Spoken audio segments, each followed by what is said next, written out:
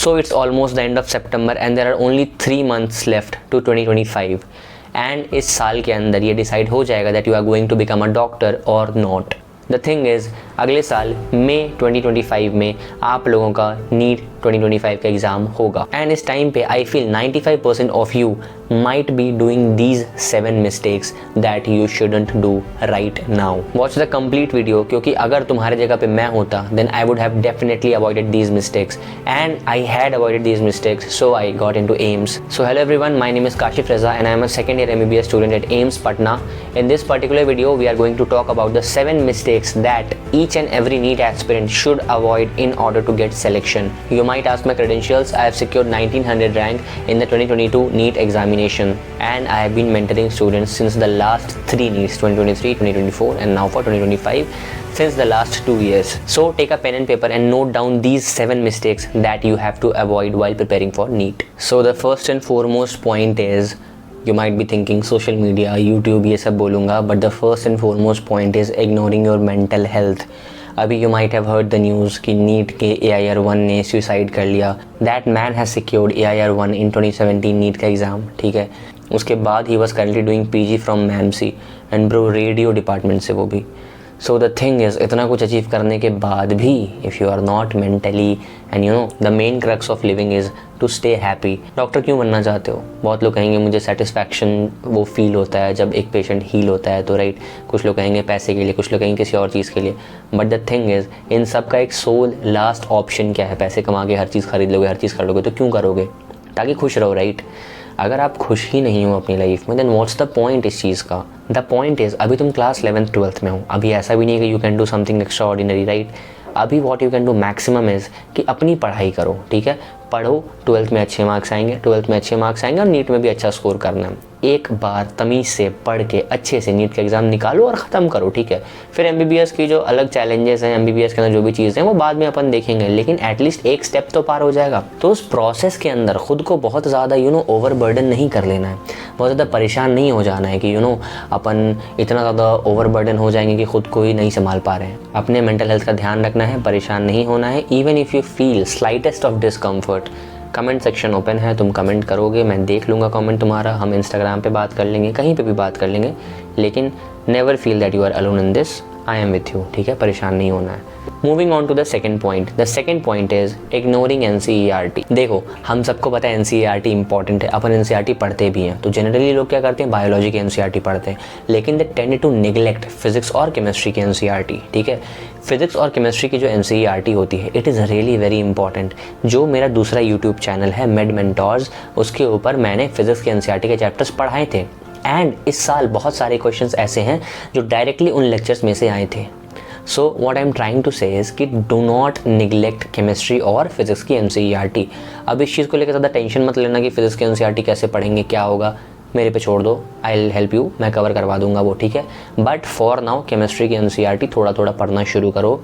Organic, inorganic, physical, back questions देखो, index question देखो, examples देखो, है ना, एग्जाम्पलार के क्वेश्चंस देखो. ये सब चीज़ें करो ताकि आप NCERT को लेकर के चलते रहो साथ में. ऐसा ना हो कि सिर्फ बायोलॉजी पढ़ रहे हैं और केमिस्ट्री में हवा ही नहीं लग रहा, सिर्फ नोट्स पढ़ रहे हैं. सिर्फ नोट्स से काम नहीं चलेगा, NCERT भी पढ़ना होगा आपको.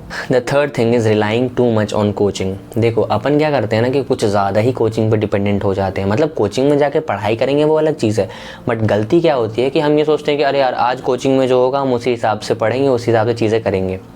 ये गलत है. You should have your time table of own. आपको एटलीस्ट इतना पता होना चाहिए कि दिन भर में आप खुद क्या पढ़ रहे हो. कोचिंग इज़ नथिंग, वो तो एक ज़रिया है, समझ रहे हो. मतलब तुमको सिर्फ पढ़ाया जा रहा है, लेकिन तुम क्या इम्बाइब कर रहे हो, क्या पढ़ रहे हो, तुम्हारा क्या शेड्यूल है, तुम्हारा क्या प्रोग्रेस है, तुम कैसे कर रहे हो चीज़ें कवर, ये किसको पता है? ये तुम ही जान रहे हो ना. कोचिंग के टीचर को जाकर रोज़ तो बताते नहीं हो कि सर आज मैंने दिन भर में इतनी पढ़ाई करी, मैंने ये करा, मैंने वो करा. तो ऑब्वियस सी बात है, you have to keep a track of yourself and stop relying too much on coaching institutes, ठीक है. खुद की पढ़ाई करो. तुम्हारे पास NCERT है, किताब है, उठाओ और पढ़ो. यही सॉल्यूशन है. कुछ इससे ज़्यादा वो रॉकेट साइंस नहीं है. पढ़ो, बस पढ़ो और कुछ नहीं. लेकिन एक ऑर्गेनाइज्ड वे में पढ़ोगे तो ज़्यादा लंबे टाइम तक सस्टेन कर पाओगे, इन चीज़ें कर पाओगे. ऑब्वियसली हम सब NCERT पढ़ते हैं, बट NCERT पढ़ने के बाद भी ऐसा क्यों होता है कि मार्क्स नहीं आ रहे होते हैं, है ना, या फिर अच्छा स्कोर नहीं कर पाते? Let me tell you 4 problems, ठीक है। सबसे पहला प्रॉब्लम क्या होता है कि बायोलॉजी की एनसीईआरटी तो पढ़ते हैं बट अपन एमसीक्यू सॉल्व नहीं कर पाते हैं, और अगर एमसीक्यू सॉल्व करते भी हैं तो कहीं ऐसा मिलता नहीं है यार जिसके अंदर ना एनसीईआरटी के बेस्ड चीज़ें हों। So this is the Memonit app. इसके अंदर when you will open NCERT line by line questions, तो आपको एमसीक्यूज़ मिलेंगे रिवीजन के लिए। For example if I open physics, तो फिजिक्स के अंदर you will gate concept building questions, ठीक है, इन विच जब आप इसको क्लिक करोगे, जैसे फॉर एग्जांपल हम इस चैप्टर का शुरू करते हैं तो यहाँ पर टॉपिक वाइज क्वेश्चंस दे रखे हैं, एंड जब आप देखोगे तो बहुत ही ज़्यादा बेसिक क्वेश्चंस हैं, एंड ऐसे करते करते क्वेश्चन की डिफिकल्टी लेवल धीरे धीरे करके बढ़ती है, एंड ये जितने भी क्वेश्चंस हैं they help you to clarify each and every concept of physics. यहाँ पर यू कैन सी मेमोनीट से कितने क्वेश्चंस आए थे, 50 आउट ऑफ 50 क्वेश्चंस बॉटनी में, एंड ज़ूलॉजी के अंदर भी 50 आउट ऑफ 50 क्वेश्चंस, मतलब प्रॉपर पूरी जो बायोलॉजी थी वो इसी से थी। अपार्ट फ्रॉम दैट केमिस्ट्री के भी जो चैप्टर थे उनसे भी क्वेश्चंस थे सारे के सारे, और यहाँ पे लिखा हुआ है एग्जैक्टली कितने क्वेश्चंस थे इस ऐप से। If you want you can click here, and इस पर क्लिक करोगे then you will get the proof कि आपको कितने क्वेश्चंस कहाँ से दिए गए थे। असोसिएशन रीजन टाइप के क्वेश्चंस भी आपको यहाँ पे मिल जाएंगे जो कि पुराने नीट के पैटर्न पे बेस्ड हैं। जाते हैं लिविंग वर्ल्ड में, और बिल्कुल नीचे जाओगे तो यहाँ पे दे रखा है इन डेप्थ क्वेश्चन है आपका, और एक association reason and multiple statement question. अगर आप इसको देखो तो यहाँ पे आपको प्रॉपर्ली असोसिएशन रीजन टाइप के क्वेश्चन मिल जाएंगे पूरे के पूरे चैप्टर के। Students who are weak in physics, देखो फिजिक्स सभी की वीक होती है मेजॉरिटी, तो उसके लिए व्हाट वी डू इज़ कि हम क्वेश्चन सॉल्व करना शुरू करते हैं, ठीक है। अपन क्वेश्चन सॉल्व कर रहे हैं लेकिन करते करते होता कि क्वेश्चन सॉल्व हो नहीं पाता है, ठीक है। हमें लगता है यार ये बहुत टफ है, ये हमसे हो नहीं पाएगा। उसका एल्गोरिदम इस तरीके से डिज़ाइन है कि पहले आपको इजी क्वेश्चंस फीड किए जाएंगे। If you are able to solve these questions then question की डिफिकल्टी खुद ही बढ़ती है, एंड आप बिल्कुल बिगिनर लेवल से एडवांस लेवल तक पहुँचते हो। तो अपनी फिजिक्स को स्ट्रॉन्ग करने के लिए भी you can use this app, and पूरे चैप्टर के अंदर फ्लो चार्ट है, डायग्राम है, माइंड मैप है, नोट्स हैं, प्रॉपर कलरफुल तरीके से बना हुआ है सो दैट आपको इंटरेस्ट आपका बना रहे एंड आप पढ़ सको। एंड इसके अंदर जो भी पर्टिकुलर प्लान है, जो इलीट प्लान है, आप वो ले सकते हो, टेस्ट सीरीज ले सकते हो, बहुत सारी चीज़ें हैं। And if you are making a purchase and you use my code Kashif 300 you will instantly get 20% discount इसके परचेज पे। बाकी the link is given the description में, लो जा करके देखो and enjoy. Now let's get back to the topic. The fourth point is ignoring previous year questions. देखो I have seen a lot of people जो कि मोटी मोटी किताबें बैठ के पढ़ रहे हैं, ठीक है, डीसी पांडे सॉल्व कर रहे हैं, ये कर रहे हैं, वो कर रहे हैं, लेकिन अगर एक सवाल फेंक के मारो प्रीवियस ईयर का तो कहेंगे यार ये तो बड़ा टफ है, जबकि ये प्रीवियस ईयर क्वेश्चन में आ चुका है। तो you have to focus on the point कि भैया अगर कोई चीज़ प्रीवियस ईयर क्वेश्चन में आ चुकी है तो वो आपको आना चाहिए, ठीक है। इट शुड नॉट बी ऐसा कि तुम समझ रहे हो, तुम मोटी मोटी किताबें सारी सॉल्व कर रहे हो लेकिन तुम्हें प्रीवियस ईयर क्वेश्चन नहीं पता है। हमेशा किसी भी बिल्डिंग का जो एक फाउंडेशन होता है ना, वो नीचे से ऊपर की तरफ जाता है कि नीचे एक फाउंडेशन होता है, फिर एक बिल्डिंग होती है, फिर एक फ्लोर, फिर एक फ्लोर, फिर छत होता है। तो ऐसा ना हो कि पहले ही जाके एकदम चेरी ऑन द टॉप जाके कर दो, DC Pandey, S C Verma कर लो, और जो बेसिक्स है तुम्हारे एनसीईआरटी हो गए, पीवाईक्यूज हो गए, उनको छोड़ दो। अगर अभी पीवाईक्यूज नहीं कर रहे हो और ये सोच रहे हो कि लास्ट के टाइम पे एक ही बार कर लेंगे सारा, नहीं हो पाता है, यकीन मानो नहीं हो पाता है। मैंने नीट दूसरी बार में क्लियर करा था, पहली बार में मेरे 563 मार्क्स थे, ठीक। तो उसका एक बहुत बड़ा रीज़न था कि पीवाईक्यू का बहुत ज़्यादा नेगलेक्ट करा था, एंड ड्रॉप ईयर में वही सेम मिस्टेक सुधार दी तो सेलेक्ट हो गए, आज एम्स में है। बस इस चीज़ का ध्यान रखना। So the fifth point is ignoring mock test. देखो मॉक टेस्ट देना इंपॉर्टेंट है भाई मेरे। अगर तुम ये सोच रहे हो कि जिस दिन मेरी पूरी तैयारी होगी, जिस दिन पूरे ज़्यादा फॉर्म में आऊँगा, उस दिन जाकर टेस्ट दूंगा और एक ही बार 720 लेकर के आऊँगा, तो यकीन मानो वैसा दिन नहीं आता है। नीट वाले दिन भी तुमको लगेगा कि यार एक रिवीजन और कर लेते तो हो जाता, ठीक है, मुझे खुद लग रहा था। तो ऐसा होता है, लेकिन इसका ये मतलब नहीं कि आप टेस्ट छोड़ोगे। टेस्ट हमेशा देते रहना होता है, चाहे कुछ भी हो। मॉक टेस्ट नहीं छोड़ना है, भले तुम्हारे 400 मार्क्स आए। अगर आप मॉक टेस्ट छोड़ रहे हो तो यू आर सेइंग कि चलो ठीक है मैंने मॉक टेस्ट छोड़ दिया, कोई बात नहीं। But the point is mock test छोड़ने पर your score is 0 as compared to कि तुम तुक्का भी मार के आओ तो 100-200 नंबर लेकर के तो आओगे।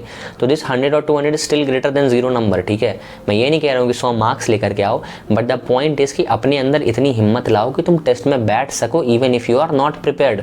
क्योंकि कल को अगर नीट का पेपर होता है एंड अगर पेपर में वो चीज़ें आती हैं जो तुमने कभी पहले नहीं पढ़ा हो, या तुमने पढ़ा भी हो तो वो तुम भूल रहे हो, तो इसका क्या मतलब है? तुम पेपर के बीच में उठ के थोड़ी चले जाओगे, यू हैव टू सॉल्व ना। तो इस चीज़ का हमें ध्यान रखना है कि हम जब भी टेस्ट दें तो टेस्ट छोड़ना नहीं है, ठीक है। चाहे कुछ भी हो, कितनी बेकार तैयारी हो, टेस्ट नहीं छोड़ना है। So the sixth point is कुछ ज़्यादा ही वक्त बिताना इस प्लेटफॉर्म पे। जिस प्लेटफॉर्म पे आप ये वीडियो देख रहे हो, यूट्यूब पे है ना, यूट्यूब पे ही ऑब्वियसली, बट मैं बता रहा हूँ लाइक यूट्यूब शॉर्ट्स हो गए, इंस्टाग्राम पे रील्स हो गए, प्लीज़ अभी के लिए कुछ दिन के लिए शांतिपूर्वक होके छोड़ दो चलाना, ठीक है। बाद में वरना यू विल रिग्रेट। कहीं नहीं जा रहा। ये सारे वीडियोस जो हैं सब के सब यहीं रहेंगे, कुछ डिलीट नहीं हो रहा। चाहे तुम कितना ही यूट्यूब पे टाइम वेस्ट कर लो, कितने रील्स देख लो, कुछ भी देख लो, कुछ कहीं नहीं जा रहा, सब के सब पड़े रहेंगे। जिस दिन नीट हो जाए उस दिन लेना मोबाइल, रात में बैठना एग्ज़ाम दे के आने के बाद लेना, सुबह तक बैठ के सारे वीडियोज़ देख जाना, 10 दिन तक देखना, 1 महीने देखना, 2 महीने देखना, जब तक कॉलेज ना मिल जाए, ठीक है। लेकिन अभी के लिए प्लीज़ अभी इन सब चीज़ों से थोड़ा दूर रहो, क्योंकि द पॉइंट इज़ मेरे टाइम पे लॉन्ग फॉर्मेट वीडियोस चलते थे, तो लंबे लंबे वीडियोस देख के मैं तो मिस्टर बीन देख के टाइम वेस्ट करता था, इतना वेला आदमी था। लेकिन अब तुम्हारे टाइम पे शॉर्ट फॉर्म कंटेंट है, तुम्हें हर 1 सेकंड में ऐसे स्वाइप करने के लिए कुछ चाहिए, डोपामिन किक्स मिलते हैं उससे। दिन भर में 500 रील स्क्रॉल करने के बाद भी अगर पूछे रात में कि भाई सुबह जो तुमने रील देखी थी उसमें तुम्हें क्या एक भी रील याद है, तो तुम्हें कुछ नहीं याद रहता, ठीक है। मतलब शॉर्ट फॉर्म कंटेंट से इतना ज़्यादा ब्रेन रॉट हो रहा है, ठीक है। तो मेक श्योर कि थोड़ा सा टाइम कम करो, वरना अगर आपको यूट्यूब देखना है तो you can watch good channels like Kashif Raza AIIMS, obviously watch दो चैनल जहाँ से आपको इन्फोटेनमेंट मिलता है रादर देन एंटरटेनमेंट, मतलब कुछ सीखने को मिल रहा है, okay. So the 7th point is again related to the first point only, not managing stress. देखो मेंटल हेल्थ का ख्याल रखना दैट इज़ डिफरेंट। स्ट्रेस जो होता है करेंटली, किसी को स्ट्रेस है, इट डजंट मीन कि उसकी मेंटल हेल्थ ख़राब है। स्ट्रेस है मतलब टेम्परेली है, उसको थोड़ा सा मैनेज करना है। स्ट्रेस कैसे मैनेज करते हैं? व्हाट आई डिड कि मैं गाने सुनता था, ठीक है। मैं रैप बहुत ज़्यादा सुनता हूँ, तो मैं कृष्णा 47 सीधे मौत, आई होप तुम इनमें से किसी को नहीं जानते होगे, बट स्टिल अगर जानते हो तो यू नो कि कैसे उनके गाने होते हैं, ठीक है। सिया का अनस्टॉपेबल गाना था, डीनो जेम्स का गाना था अनस्टॉपेबल, ठीक है। लाइक हिंदी गाने भी सुनता था, हिंदी गाने में लाइक यू नो कर हर मैदान फतेह एंड ऑल, मतलब it might sound cringe now but उस टाइम पे it use to help me, ठीक है। तो ऐसे गाने सुनो that will help you in the long run, कि जिनसे तुम मोटिवेट हो रहे हो, ठीक है। एक स्टेप हुआ ये। दूसरा हो गया गो आउट फॉर वॉक्स, ठीक है। मैं डेली शाम में वॉक पे जाता था, ठीक है। कहाँ पे जाता था? छत पे जाता था अपने। कोचिंग में रहता था तो कोचिंग के छत पे, घर पे रहता था तो घर के छत पे। शाम में सनसेट देखो, you will feel really good and try to you know talk to yourself, कि मैं खुद से बात करता था कि और बताओ काशिफ आज के दिन कैसा रहा, आज तुम जीते या हारे। जीते या हारे का मतलब है कि जितना आपने प्लान करा था उस अकॉर्डिंग दिन जा रहा है या नहीं। अगर नहीं तो यूज्ड से कि हाँ यार आज के दिन अच्छा नहीं जा रहा है, बट अभी भी रात बाकी है, अभी कर लेंगे अपन, ठीक है। तो वही चीज़ है, एक अपनी एक वॉरियर मेंटालिटी बनाओ, एक अपना एक स्ट्रॉन्ग मेंटालिटी बनाओ, ठीक है। एंड अगर आप ऐसा करते रहते हो तो स्ट्रेस दूर रहेगा। एंड स्ट्रेस से दूर रहने के लिए घर पे बात करो, नेगेटिव लोगों को कट ऑफ करो लाइफ से, बिल्कुल ज़िंदगी से निकाल के फेंको ऐसे लोगों को जो तुम्हारा टाइम वेस्ट करते हो, जो तुम्हारी मेंटल एनर्जी ड्रेन करते हो। बुरा लगेगा कोई फ़र्क नहीं पड़ता। सिलेक्शन जिस दिन हो जाएगा उस दिन जाके सॉरी बोल देना, वापस दोस्ती कर लेना, ठीक है।